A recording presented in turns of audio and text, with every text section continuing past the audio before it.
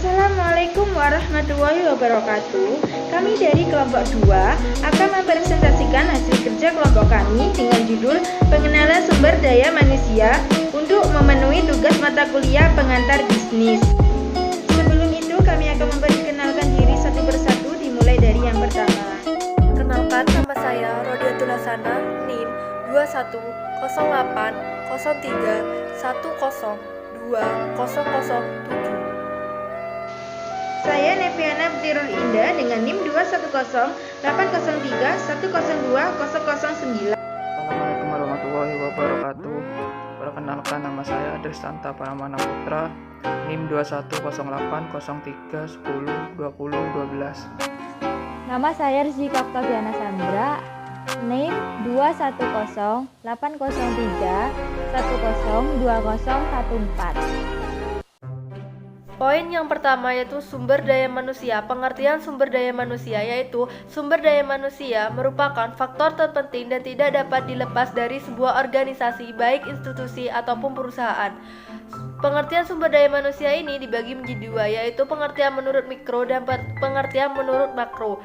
Pengertian menurut mikro yaitu individu yang bekerja dan menjadi anggota suatu perusahaan atau institusi dan biasa disebut sebagai pegawai, buruh, karyawan, pekerja, tenaga kerja, dan lain sebagainya.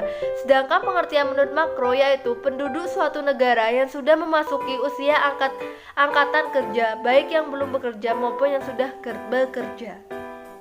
Adapun pengertian sumber daya manusia menurut para ahli, yang pertama yaitu menurut Sony Sumarsono 2003 H4, yaitu sumber daya manusia memiliki dua arti yang berbeda. Yang pertama yaitu sumber daya manusia merupakan suatu usaha, kerja, atau jasa yang memang diberikan dengan tujuan dalam melakukan proses produksi. Yang kedua yaitu pengertian sumber daya manusia adalah di mana manusia mampu bekerja menghasilkan sebuah jasa atau barang dari usaha kerjanya tersebut. Kemudian pengertian menurut para ahli yang kedua yaitu MTE Hariaja, yaitu sumber daya manusia adalah salah satu faktor yang paling utama pada suatu perusahaan dilihat dari faktor-faktor lainnya selain modal usaha. Kemudian yang ketiga menurut Hasibuan 2003 H244, yaitu keahlian terpadu yang berasal dari daya pikir serta daya fisik yang dimiliki oleh setiap orang. Kemudian yang keempat menurut Mary Parker Foran, yaitu suatu seni yang dilakukan dengan tujuan organisasi atau perusahaan tertentu melalui pengaturan pihak lain dan melakukan berbagai kegiatan atau pekerjaan yang dibutuhkan atau yang melakukan berbagai pekerjaan itu sendiri. Kemudian yang kelima menurut CIPD, yaitu The Carter Institute of Personal and Development, yaitu sumber daya manusia adalah suatu strategi perencanaan, pelaksanaan, dan pemeliharaan yang bertujuan dalam mengelola manusia atau karyawan agar memiliki kinerja usaha yang maksimal termasuk pada kebijakan pengembangan serta proses untuk mendukung strategi tersebut. Kemudian yang keenam menurut Mathis and Jackson 2006 H3, yaitu sumber daya manusia adalah suatu rancangan dari berbagai sistem formal pada sebuah organisasi dengan tujuan memastikan penggunaan keahlian manusia secara efektif serta efisien untuk mencapai tujuan organisasi atau perusahaan sesuai dengan keinginan. Kemudian yang terakhir menurut William R. Tratker, yaitu sumber daya manusia adalah orang-orang yang menjadi staf atau mengoperasikan sebuah organisasi atau perusahaan. Kemudian manfaat sumber daya manusia bagi perusahaan. Sumber daya manusia atau SDM yang berkualitas akan membantu perusahaan berkembang dan mencapai tujuan perusahaan. Berikut adalah beberapa manfaat yang bisa diperoleh jika melakukan pengembangan sumber daya manusia atau SDM. Yang pertama yaitu meningkatkan produktivitas kinerja karyawan. Yang kedua, meningkatkan kuantitas dan kualitas hasil produksi. Yang ketiga, meningkatkan efisiensi tenaga, waktu, bahan baku, dan mengurangi ausnya masing-masing produksi. Kemudian yang keempat, menekan biaya produksi sekaligus meningkatkan daya saing perusahaan. Yang kelima yaitu mengurangi kerusakan barang hasil produksi dan mesin-mesin produksi. Yang keenam yaitu mengurangi tingkat kecelakaan kerja. Yang ketujuh, meningkatkan mutu pelayanan dari karyawan kepada konsumen atau rekan perusahaan. Yang kedelapan, menjadikan moral karyawan menjadi lebih baik. Kemudian yang kedelapan, meningkatkan mutu karyawan karena dengan keahlian, keterampilan, dan produktivitas kerja karyawan yang lebih baik, maka lebih banyak kesempatan promosi untuk karyawan tersebut. Kemudian yang ke-10, pemimpin akan semakin cakap dan cepat dalam mengambil keputusan yang lebih baik atas perusahaan. Yang ke-11 yaitu meningkatkan kepemimpinan dan cara berkomunikasi manajer. Yang ke-12 yaitu menjadi motivasi lebih terarah. Yang ke-13 yaitu meningkatkan balas jasa, gaji, upah, insentif, dan benefit karyawan. Dan yang terakhir yaitu memberikan manfaat yang baik bagi masyarakat atau konsumen. Di sini saya akan menjelaskan tentang manajemen sumber daya manusia atau MSDM. Yang pertama, definisi manajemen sumber daya manusia merupakan suatu ilmu atau untuk mengatur hubungan dan peranan sumber daya atau tenaga kerja yang dimiliki oleh individu secara efisien dan efektif, serta dapat digunakan secara maksimal sehingga masuk bersama perusahaan, karyawan, dan masyarakat. Manajemen sumber daya manusia ini menjadi bidang kajian penting dalam perusahaan karena problem yang dihadapi perusahaan bukan hanya persoalan bahan mentah, modal, alat kerja, dan produksi saja, tetapi juga problem sumber daya manusia yang notabene adalah pihak yang menjalankan dan mengelola faktor-faktor produksi sekaligus merupakan tujuan dari kegiatan produksi itu sendiri. Yang kedua, pengertian manajemen sumber daya manusia menurut para ahli. Yang pertama, menurut Arif Yusuf Hamali tahun 2018 menyatakan bahwa manajemen sumber daya manusia merupakan suatu pendekatan yang strategis terhadap keterampilan, motivasi, pengembangan, dan manajemen perorganisasian sumber daya.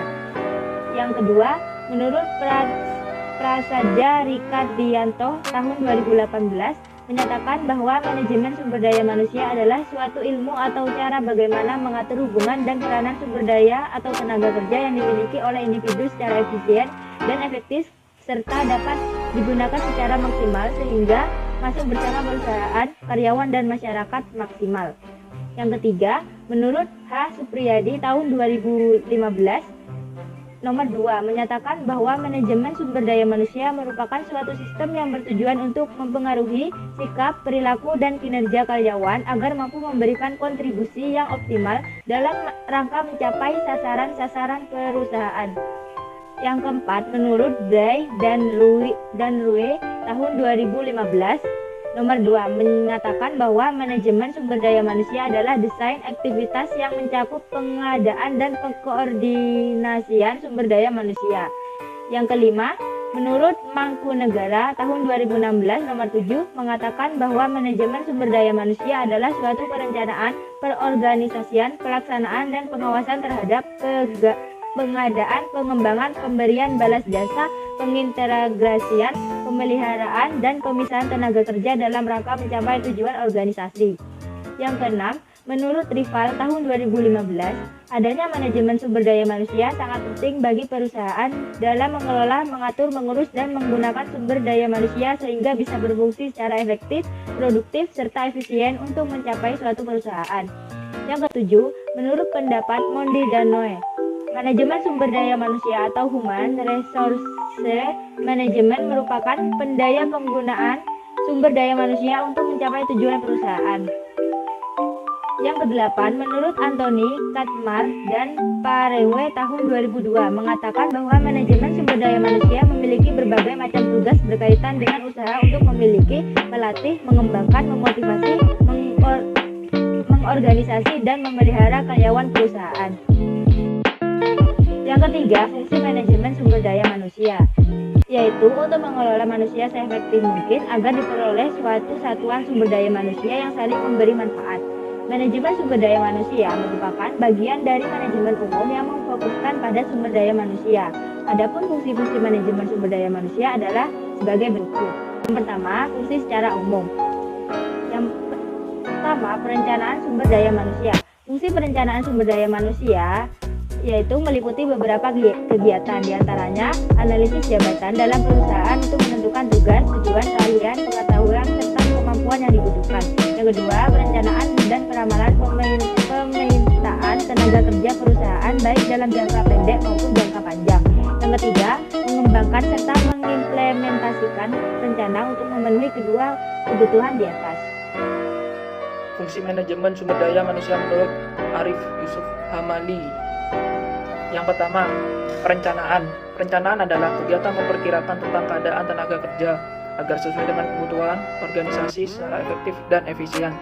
Dalam membantu terwujudnya tujuan, perencanaan itu menetapkan program kekaryawanan.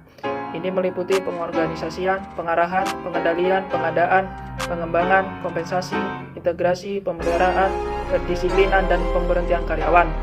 Yang kedua, pengorganisasian. Pengorganisasian adalah kegiatan untuk mengatur karyawan dengan menetapkan pembagian kerja, hubungan kerja, delegasi wewenang, integrasi, dan koordinasi dalam bentuk bagan organisasi. Organisasi hanya merupakan untuk mencapai tujuan. Organisasi yang baik akan membantu terwujudnya tujuan secara efektif. Yang ketiga, pengarahan dan pengadaan.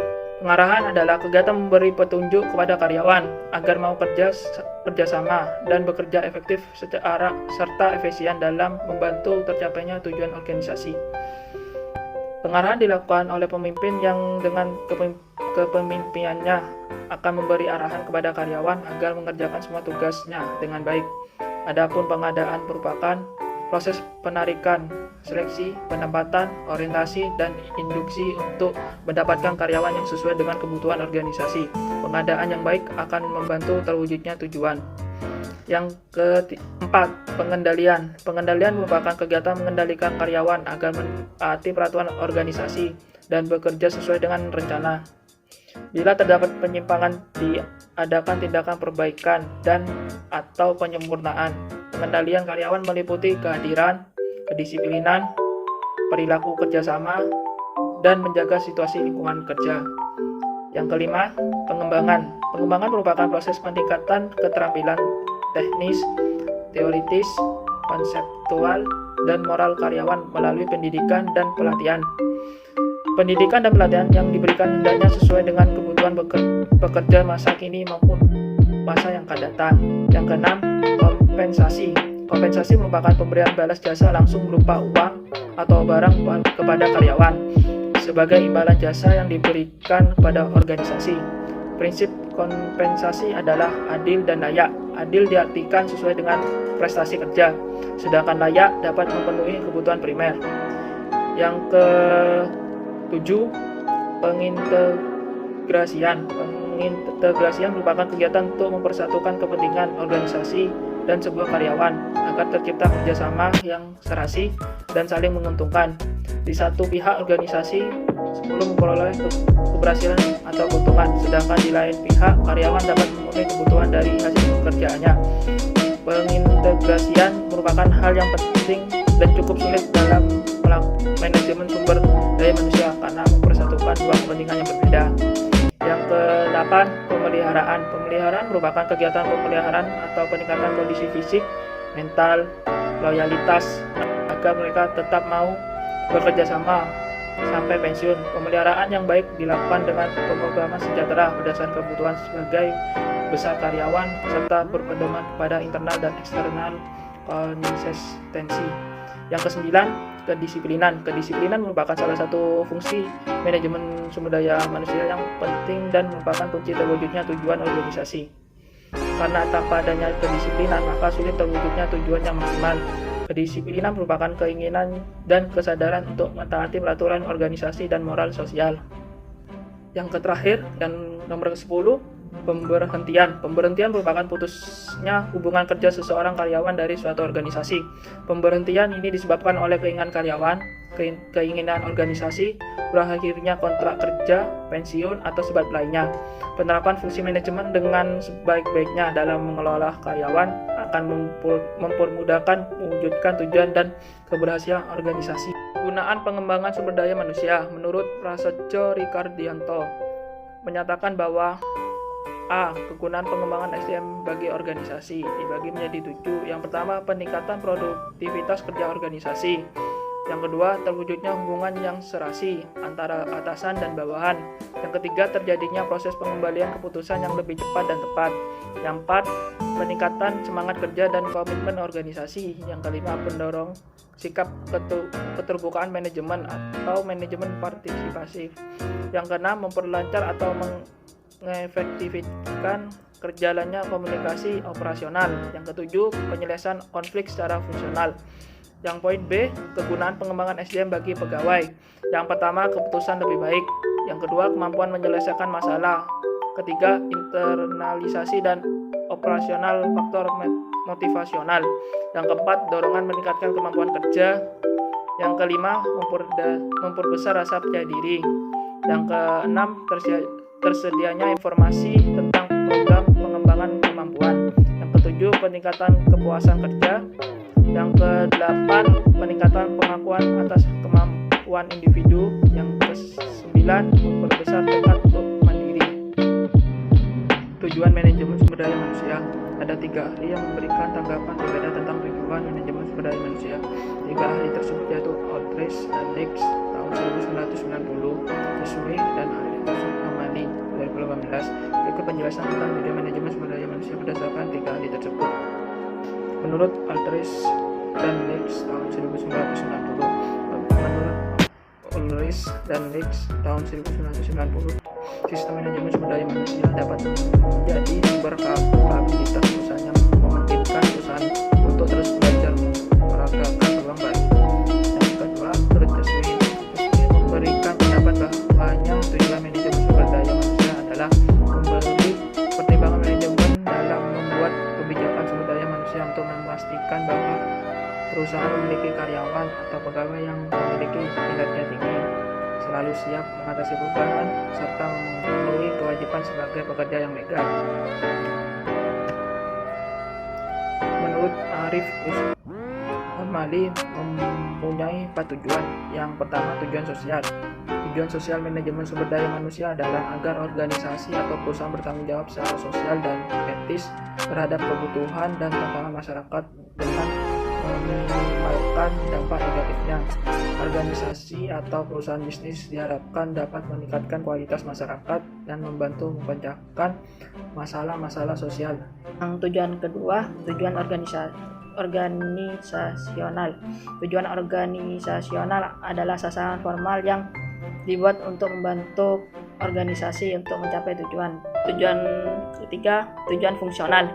Tujuan fungsional adalah tujuan yang mempertahankan kontribusi divisi sumber daya manusia pada tingkat yang sesuai dengan kebutuhan organisasi. Yang tujuan terakhir, tujuan individual. Tujuan individual adalah tujuan pribadi dari tiap anggota organisasi atau perusahaan yang hendak dicapai melalui aktivitasnya dalam organisasi. Karyawan akan keluar dari perusahaan apabila tujuan pribadi dan tujuan organisasi tidak harmonis. Konflik antara tujuan organisasi dapat menyebabkan kinerja karyawan rendah, ketidakhadiran, bahkan sabotase. Namun secara khusus manajemen sumber daya manusia ini memiliki tujuan sebagai berikut.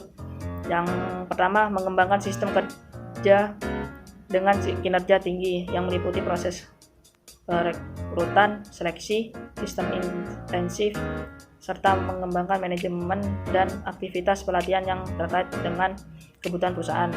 Yang kedua, mengembangkan praktik manajemen dengan komitmen tinggi yang menyadari bahwa karyawan atau pegawai adalah stakeholder dalam perusahaan yang bernilai dan membantu mengembangkan iklim kerja sama dan kepercayaan bersama.